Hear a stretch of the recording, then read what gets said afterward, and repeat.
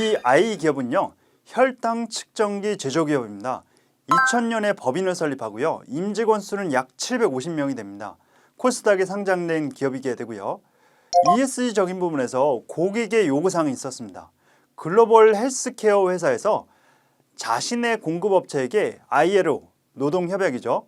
ISO 수준의 글로벌 스탠다드 준수를 요구한 것입니다. 그리고 글로벌 제약사에서는 거래회사에 대한 컴플라이언스 정책적인 부분에서 윤리경영, 부패 방지 및 정보보호에 대한 관리를 요구한 것입니다.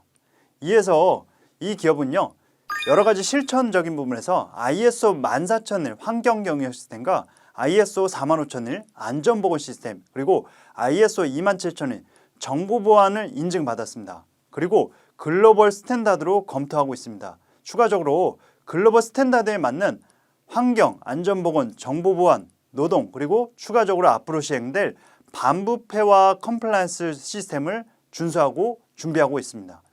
더불어서 취약가정에 있는 청소년 아동 지원을 하고 있고 행복한 공부방에 대해서 노력하고 있습니다.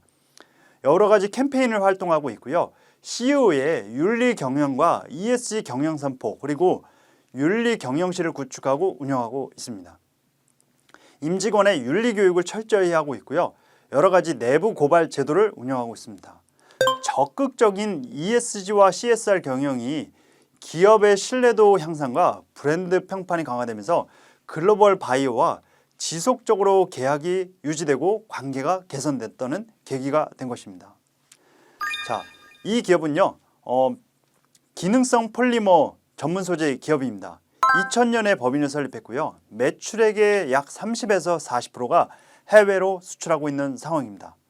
세계적 수준의 점착성 소재 분야의 기술을 보유하고 있는 기업입니다. 점착성 소재를 국산화해서 100% 수입에 대체하고 있는 기업이게 되고요.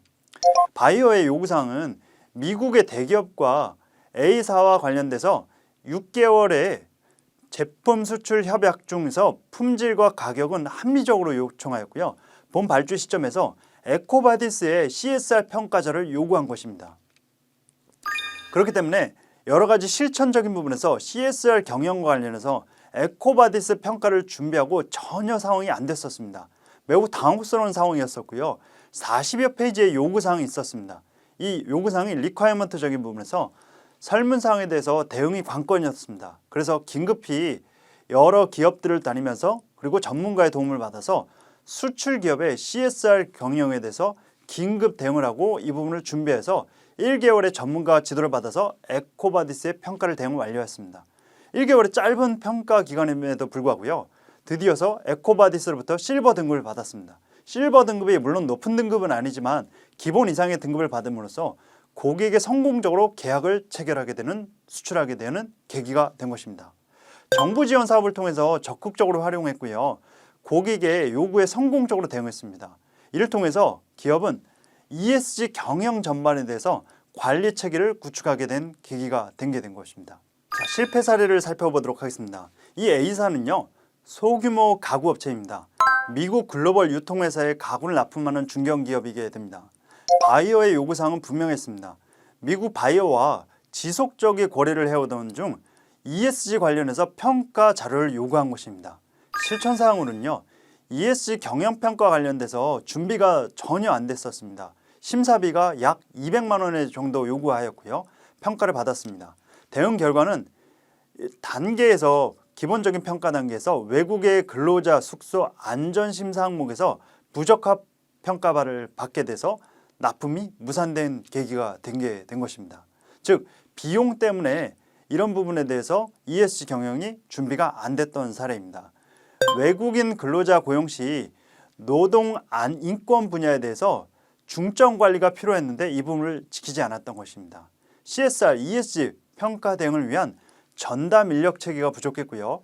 이런 부분에서 지속적인 CSR, ESG 교육을 통해서 관리 체계가 부족했던 사례이게 됩니다. B사는요, 의료 수출 업체입니다. 중국 현지에서 의류를 생산해서 수출하는 한국형 중소기업입니다. 바이어의 요구사항은요, 미국과 유럽의 바이어로부터 윤리적 제조 프로그램을 요구하였습니다. WRAP라고 합니다. 이런 인증을 갱신을 요구받았고요. 인증 갱신이 안 될 경우에서는 불가능하다는 통보를 받았습니다. 그럼에도 불구하고 실천상으로는 매 6개월마다 반복해서 인증을 받아야 하는데 이런 비용이 수천만 원이 됐다는 것입니다. 그래서 결국은 포기했고요. 대응 결과에서는 바이어가 요구한 인증 갱신을 이용하지 못해서 결국에는 수출 거래가 중단된 사례이게 됩니다. 고객과의 사전 협의를 통해서 WRAP를 사실 대체할 수 있는 가능한 인증이나 평가를 제시하였으면 되는데요. 그 부분을 사전에 해결하지 못하게 된 것입니다. 정부 지원 제도를 활용해서 바이어의 요구에 대응할 수 있도록 내부 역량을 키우는 내부 교육이 필요했던 것들입니다.